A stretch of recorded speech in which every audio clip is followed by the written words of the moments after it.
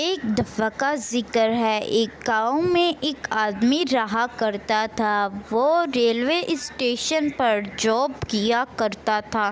وہاں کے لوگ اسے کہا کرتے تھے کہ اس ریلوے اسٹیشن میں ایک چڑیل رہتی ہے، لیکن وہ بات نہیں مانا کرتا تھا۔ ایک دن وہ کام کر کے گھر واپس رات کے 12 بجے آتا ہے، تبھی وہاں پر اس کو وہ چڑیل دکھ جاتی ہے۔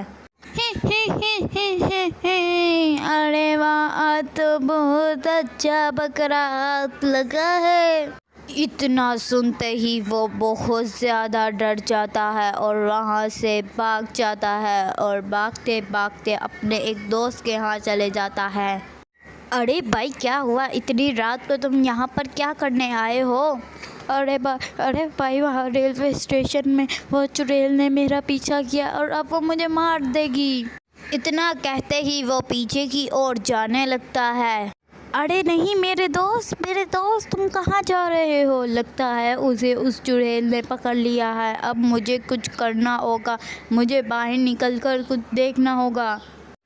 ارے بیٹا، تو اتنا زیادہ پریشان کیوں ہے اور تو یہاں پر کیا کر رہا ہے اتنی رات کو؟ مجھے اپنی پریشانی بتا، میں تیرا حل ضرور نکال کر دوں گا۔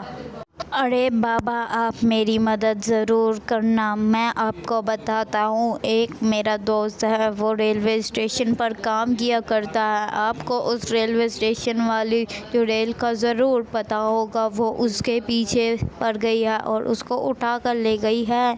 پھر وہ بابا اس کی مدد کرنے کے لیے اس کے ساتھ اس ریلوے اسٹیشن میں چلے جاتا ہے اور وہاں پر جا کر کچھ بننے لگتا ہے تو چڑیل وہاں پر آ جاتی ہے اور بابا اس پر پھونک مارتا ہے اور چڑیل ختم ہو جاتی ہے۔